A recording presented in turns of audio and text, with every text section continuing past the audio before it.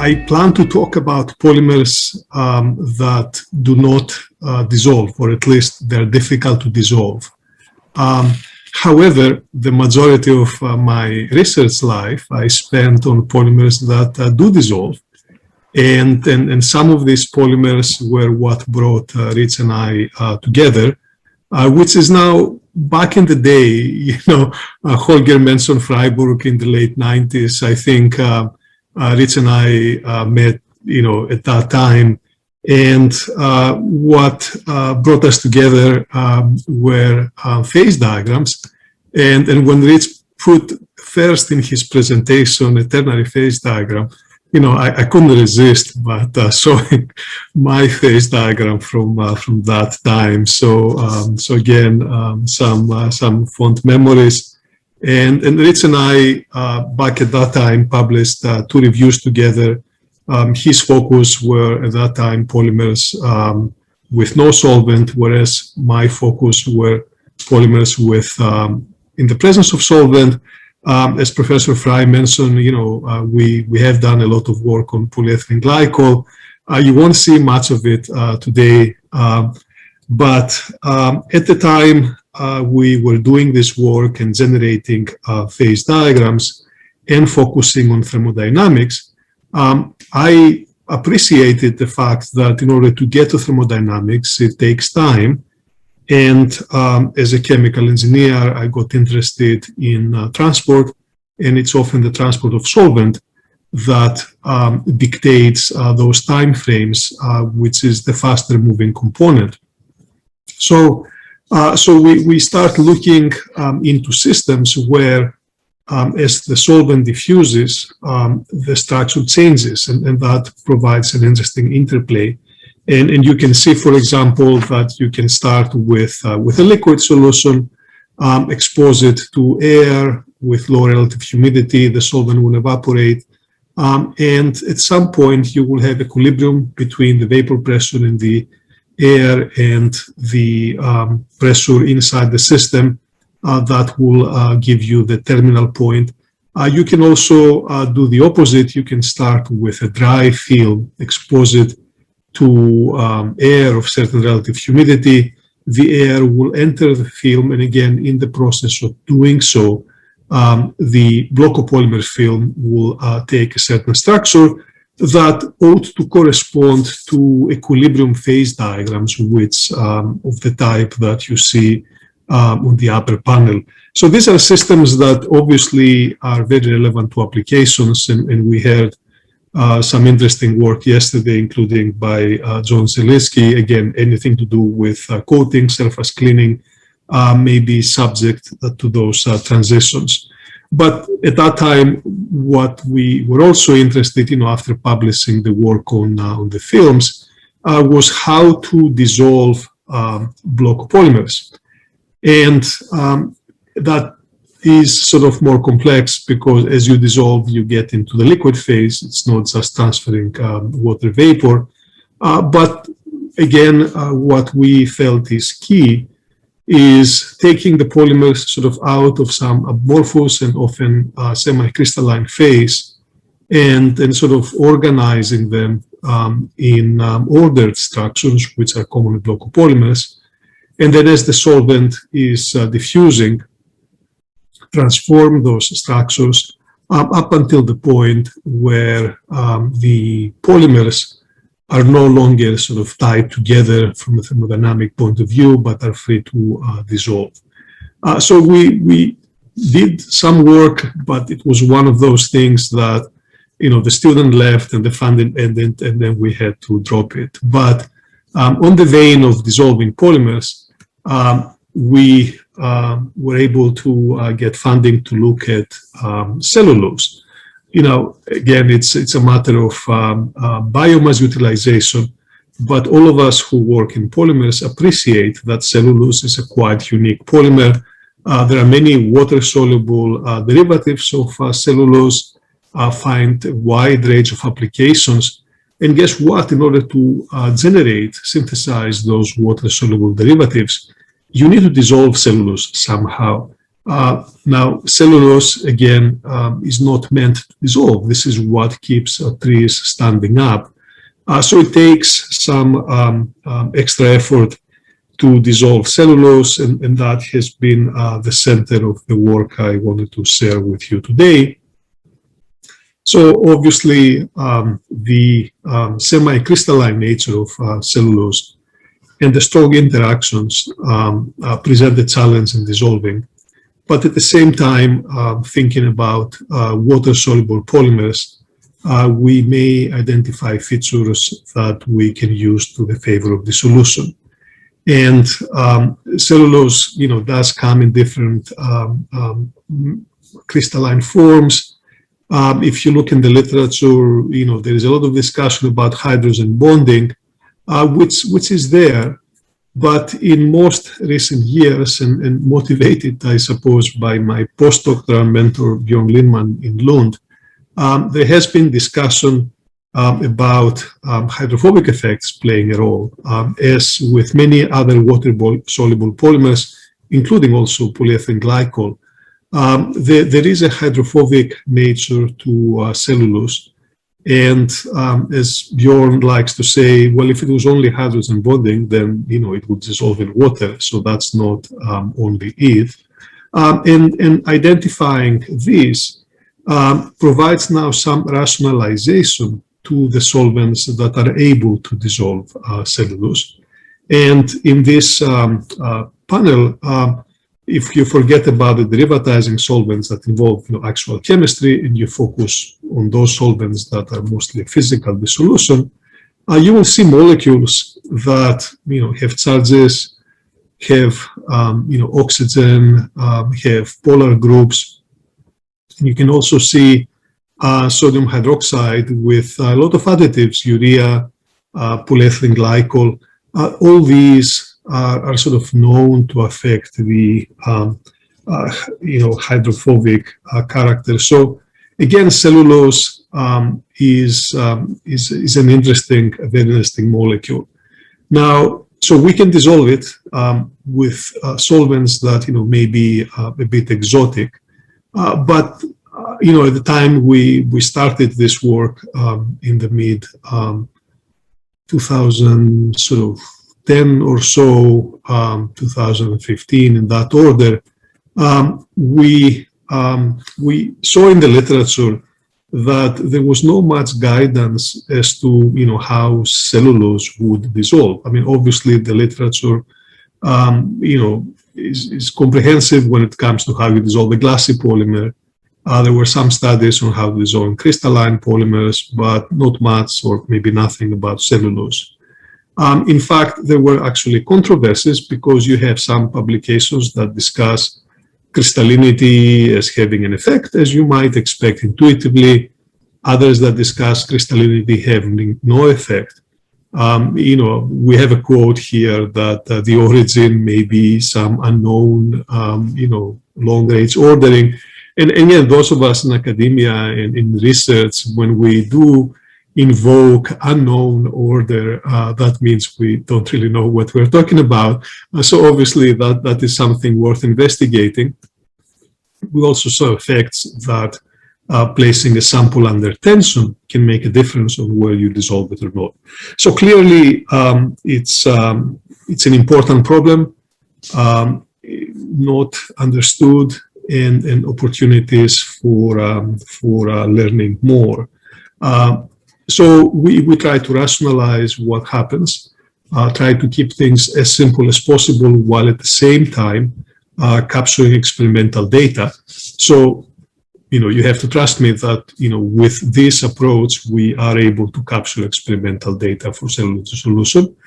So, when you think about what happens when you say insert cotton fibers in a solvent, the first thing, maybe the solvent is penetrating the amorphous regions, and that can lead to some type of swelling.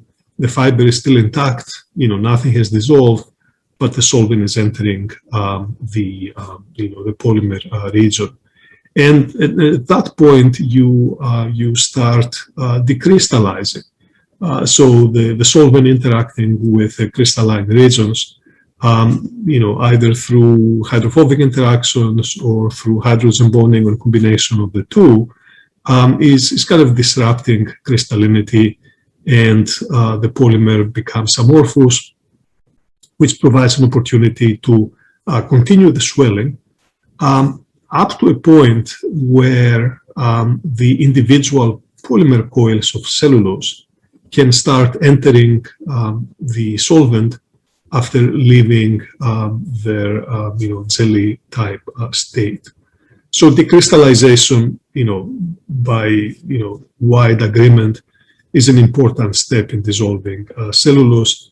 But as I pointed out, we have good reason to believe that disentanglement, especially for a high molecular weight, sort of semi-rigid polymer, also plays a role. And the lower panel are the type of data that got us thinking about these mechanisms. These are examples of dissolving cotton fibers in an ionic liquid. It's the same ionic liquid. You go from 70 degrees C to 80, which is a small difference. But you do see that at 70 you have swelling, but not much dissolving, whereas at 80 you dissolve the fibers, without giving them a chance to swell. So how can we capture these phenomena? So, trying to impress the chemical engineers in the audience, we wrote equations that describe how solvent, enters a cotton fiber, how the crystalline regions transform to amorphous. And I will walk you through the very key points of the equation so that I can demonstrate what is the basis of our analysis, and then focus on what we can gain from such an analysis. So we again consider cotton cellulose as our model system, which is pure, more or less pure cellulose. We took it as a cylinder, that helps with equations. And obviously when it comes to solvent diffusing inside cellulose, that is there. But at the same time, as the solvent is moving in, the cellulose chains sort of try to move out. And at the outer boundary, we have some equilibrium between the cellulose sort of in the gel and the cellulose and the solvent. This is where disentanglement comes into play. So one of our key parameters applies to the outer boundary from dissolving cellulose to the solvent. Another key parameter has to do with the transformation of crystalline domains to amorphous. And that is in the transformation of the, again, crystalline cellulose to amorphous, which in our equations are two separate species. So when you put those phenomena together, you can actually capture the swelling of the cylinder as the solvent penetrates, and while not much has dissolved, all the way to the cellulose fiber becoming sort of wholly amorphous, and then starting to dissolve in the solvent. So these are the type of predictions that we are able to get, and I will explain what is the significance. First of all, we do talk about small size fibers. So we can get with high resolution information on what happens inside the fiber. And we can clearly see, if you follow this black line, that indeed the diameter will increase as a function of time. So before you start dissolving, you swell the fiber, but obviously at some point, which we'll call the total dissolution time, the fiber has completely disappeared. You can also follow the concentration of the crystalline domains In this example, we started off with a crystallinity of about 75%, which is typical for cotton. But you can see that within the first sort of 10-20 minutes of the process, the crystallinity drops, and we define the decrystallization time. How long does it take to break crystallinity? And in the meantime, we can also keep track of where is the solvent, and obviously have a good understanding now of what happens inside our fibers. Now, as I promised, this is based on experimental observations. It does capture experimental observations with two key adjustable parameters. Luckily for cellulose, there is a lot of information in the literature. We know the diffusion coefficients of different solvents inside cellulose. We know the diffusion coefficients of cellulose dissolved inside different solvents. So it turns out that our key parameters had to do with decrystallization and disentanglement. The type of experiments that we want to understand are typically macroscopic experiments. So you have a bunch of fibers. You can use X-ray, FTIR to measure the crystallinity. You throw a bunch of fibers in a solvent. As a function of time, you can track how much has been dissolved. And also you can follow individual fibers under the microscope. So these are the type of experimental data that we can then fit under our model to extract parameters. And you can see in this panel and the next how crystallinity can change as a function of time, and also how the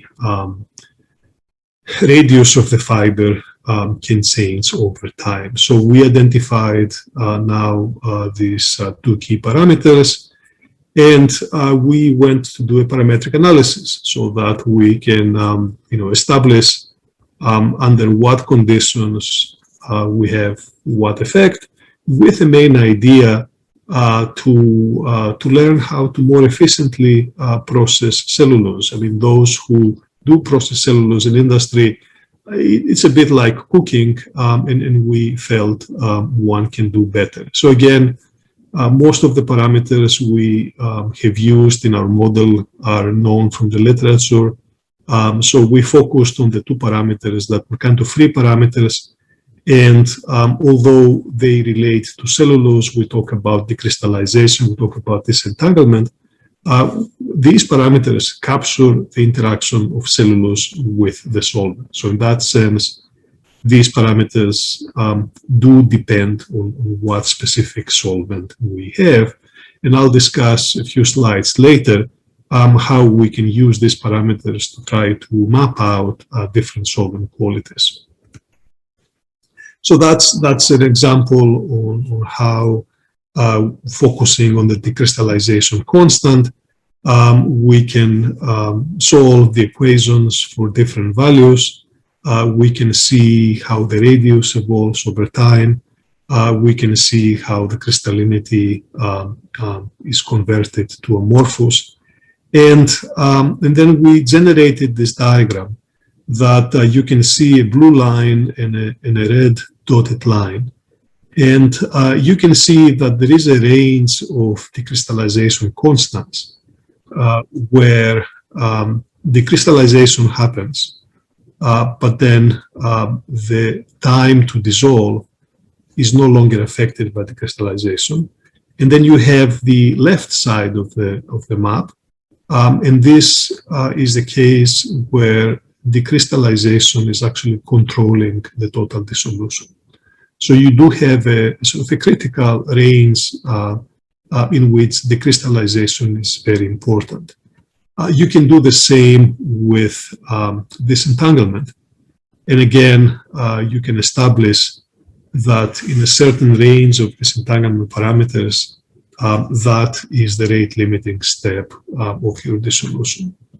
And then you can put those things together and generate a diagram that sort of defines the range of conditions And this is now what we try together with experimental data to represent different types of solvent under different types of regimes.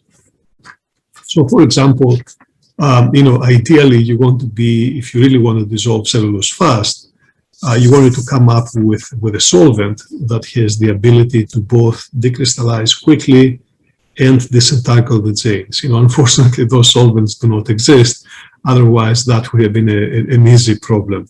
What is more common is to be in a situation where a solvent does not do much. Maybe it swells a little, maybe decrystallizes a little, but not enough to dissolve cellulose. And then if you look at what we call regime C and B, you have solvents that are well known to swell cellulose, but not much more. So that would be the C area. You also have solvents that, if cellulose is not crystalline, they will, quite easily dissolve it through disentanglement. So this type now of map, we went in the lab to try to verify and collect different data. So we try to pick up from the literature some knowledge as well as do our own experiments. These are some examples for things we did in the lab. We found that pretreatment makes a difference. This does not explicitly enter our model, but in a way it enters the solvent ability to dissolve cellulose.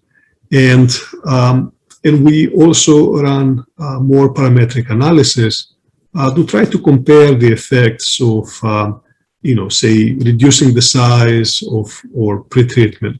And just as a demonstration of what one can do with this analysis is that we can assess situations where the rate limiting step is decrystallization, that pretreatment is important in order to achieve dissolution quicker.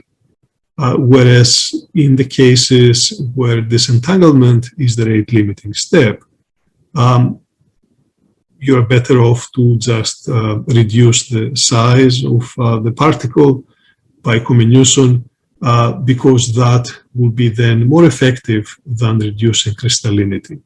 So we believe that this type of thinking can be, again, integrated in some rational process design where you can introduce a solvent and you can introduce temperature and maybe a pretreatment or size reduction step, and again improve the dissolution of cellulose with the idea that then dissolved cellulose will be a nice starting point for making all sorts of functional polymers.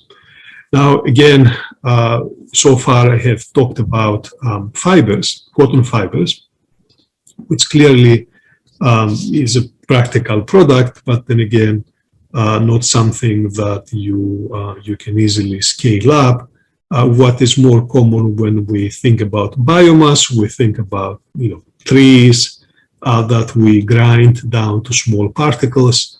So the problem of processing biomass is a problem that involves polydispersed particles. So in order to handle this, we sort of adapted our model to what is called a population ensemble, in which case for every single particle that can have different size and different degree of crystallinity, the diffusion of the solvent and the dissolution of the cellulose proceeds based on the mechanism I presented so far. So the interior of particle will follow its own trajectory when it comes to solvent diffusion and polymer dissolution. However, all these particles communicate because they're exposed to the same solvent. We have a well-steered system. So this is a case now where the concentration of the cellulose in the solvent is the common parameter which kind of affects the solution kinetics in the whole system. So this way you can come up with a population of particles. We selected 10,000, which was relatively convenient numerically for us. And each one of these 10,000 particles dissolves in its own way, but they all share the same external conditions. And you can make predictions. And obviously the one prediction which is important to remember is that, yes, things are different when you have a polydispersed sample than compared to monodispersed. And that's one example of one, starting off with a distribution of, relatively large number of particles. We start off with 10,000 particles, and then you let them dissolve as a function of time. And initially, you can see the size is becoming larger. This is the regime where every particle is swelling with a solvent before it even has a chance to dissolve. We retain the number of the particles, nothing is dissolved yet. But as we go, say, below 4 hours, then you start seeing that now the particles start dissolving. So we go down in size. And as we keep going on in our process, the number of particles in the system goes down because we dissolve many, and those that are left are typically sort of bigger, relatively speaking. So you can follow, the whole progress using the type of equations I presented. And before I move to the next sort of part of the talk, I do want to summarize that we believe that this type of approach, which uses principles from polymers and chemical engineering, can be a valid approach to try to understand what happens at the sort of fiber level, and more importantly, scale it up in a process level. So that we can, use some rational design that chemical engineers are trained to do to, dissolve cellulose in an efficient manner. I would also think that this type of approach allows us access to ultimately the mechanism of how polymers dissolve. One can imagine that you can introduce, other type of parameters in the model to try to test if another mechanism might be appropriate. Again, we have tested this for a couple ionic liquid solvents and at least 2 or 3 other types of solvents, but it is clear from the literature that, cellulose can be, quite variable. And again, it may be a matter on how you do the experiment, maybe a matter of the source of cellulose. It's a complex material, but, there are some unifying themes. So again, we worked on cellulose for a few years. Mohamed Ghassemi got his PhD. We got publications out. And, although we started off working on sort of water-soluble polymers, we became more sensitive to issues related to polymers in the environment. And obviously, in the past couple of years, there is a lot of discussion about plastics that pollute the environment. Now, again, those of us who work with polymers appreciate the fact that they're necessary and many of them are essential, and they do benefit society. But now we are faced more and more with the challenges on what to do with all these polymers that we produce, and we identified an opportunity together with others, in a project to focus on polyolefins. Now, obviously, we recycle a reasonable amount of polyolefins, usually the easy ones, but there are many polyolefins going into packaging. Many are films, often multi-layer films. And today, there are no practical way to recycle them. In fact, most of them end up in the landfill. But our motivation, and based on our training and experience, we felt that there are opportunities to look into how we can swell multi-layer films so that we can separate the layers without dissolving the polymer, but just separate the layers so that we can recover the constituent polymers from multi-layer film. We also thought that we can dissolve some polymers. There is a dissolution precipitation method that has been proposed that has the benefit of recovering near virgin polymer without a lot of energy cost.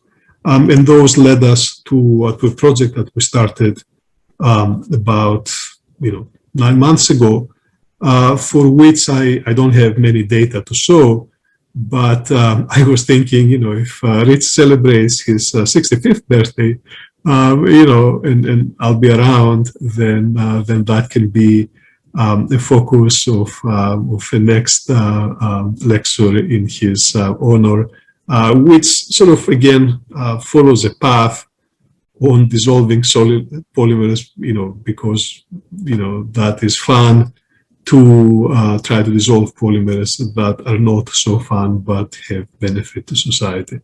So with this.